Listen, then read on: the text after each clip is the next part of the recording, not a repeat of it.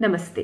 मेरा नाम डॉक्टर प्रेरणा गुप्ता है। मैं एक इनफर्टिलिटी और आईवीएफ एक्सपर्ट हूँ। मैंने अपनी पढ़ाई एम्स न्यू दिल्ली से करी है और मैं दिल्ली में कार्यरत हूँ।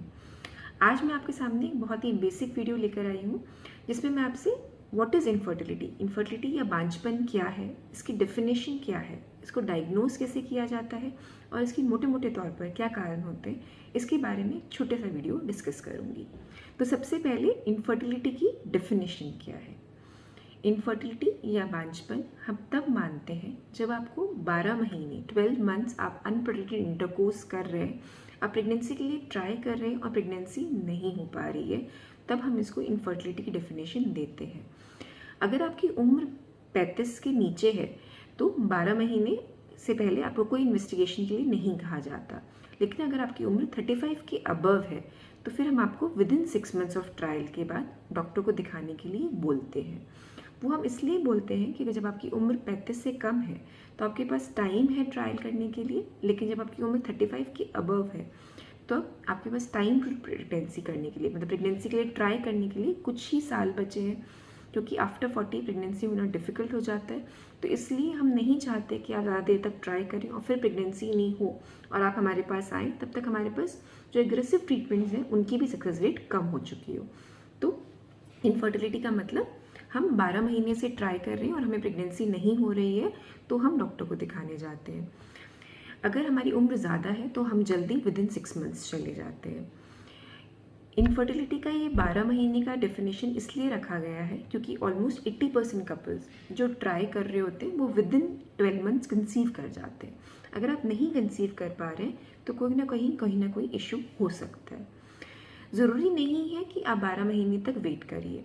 अगर आपको मालूम है कि आपकी कोई सर्जरी हुई है, जैसे एंडोमेट्रियोसिस की या ट्यूब की कोई सर्जरी पहले हुई है, या फिर आपको इरेगुलर पीरियड्स आते हैं, आपको पॉलीसिस्टिक ओवरीज हैं, या फिर हस्बैंड की पहले बचपन में कोई सर्जरी हुई है, टेस्टिस में कोई प्रॉब्लम है, या फिर कोई इन्वेस्टिगेशन कराए हैं जिससे प्रॉब्लम हो सकती है फर्टिलिटी में, तो आप अपने डॉक्टर से 12 महीने से पहले भी मिल सकते हैं। सेकेंडली, जब ये डेफिनेशन बोली जाती है तो हम एक वर्ड यूज़ करते हैं अनप्रोटेक्टेड इंटरकोर्स, मतलब आप कॉन्ट्रासेप्टिव कुछ भी यूज़ नहीं कर रहे हैं, आपकी कॉइटल फ्रीक्वेंसी डिसेंट है कि आप हफ्ते में 1-2 बार ट्राई करते हैं। उसके बाद भी ज़रूरी नहीं है कि आपने फर्टाइल पीरियड में ट्राई करा हो, आप डॉक्टर से मिले हों और तभी आप इसको हम 12 महीने मानेंगे, क्योंकि कई पेशेंट्स के मन में ये डाउट होता है कि हम 2-3 साल से ट्राई कर रहे थे, फिर डॉक्टर को दिखाते हुए तो हमें अभी 1 साल ही हुआ है। वो नहीं है। डेफिनेशन में आता है अनप्रोटेक्टेड इंटरकोर्स के मतलब आपने ट्राई करा है, कोई कॉन्ट्रासेप्टिव यूज़ नहीं कर रहे, हफ्ते में 1-2 बार की आपकी फ्रीक्वेंसी है। ज़रूरी नहीं है कि आपने फर्टाइल पीरियड को काउंट करा है और उसी टाइम ट्राई करा है। अब हम डॉक्टर के पास जाते हैं तो डॉक्टर मोटे मोटे तौर पर 4 चीज़ों के बारे में इन्वेस्टिगेट करते हैं। डॉक्टर इन्वेस्टिगेट करते हैं फीमेल पार्टनर में कि उनका यूट्रस नॉर्मल है, उनकी ओवरीज नॉर्मल है, उनकी ट्यूब्स पेटेंट है और उनका हस्बैंड की रिपोर्ट्स में कोई इश्यू नहीं है। तो सबसे पहले फीमेल पार्टनर में आते हुए फर्स्टली एक अल्ट्रासाउंड किया जाता है जो डॉक्टर देखते हैं कि आपका यूट्रस नॉर्मल है, यूट्रस में कोई गांठें, पॉलिप, फाइब्रॉइड कुछ भी नहीं है। फिर ओवुलेशन कि आपको टाइमली पीरियड्स आते हैं नहीं आते हैं, तो कई जो आपकी जो प्रॉब्लम्स हैं कि आपको इश्यूज़ प्रेगनेंसी में क्यों नहीं हो पा रहे, वो आपके सिंपल हिस्ट्री से ही डॉक्टर को समझ में आने लगता है। थर्डली हस्बैंड का टेस्ट कराया जाता है। हस्बैंड का टेस्ट में देखा जाता है कि उनके स्पर्म काउंट, मोटिलिटी सब कुछ नॉर्मल है ना। फोर्थली जब ये टेस्ट नॉर्मल आते हैं तो ट्यूब्स, मतलब जो ओवरीज और यूट्रस के बीच में जो ट्यूब्स हैं जहाँ पर एग एंड स्पर्म मिलते हैं, उनका टेस्टिंग किया जाता है। तो ये बेसिक इन्वेस्टिगेशन फर्टिलिटी के लिए करे जाते हैं।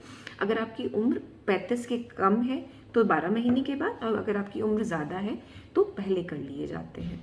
इन बेसिक इन्वेस्टिगेशन के हिसाब से ही आगे का ट्रीटमेंट प्लान करा जाता है।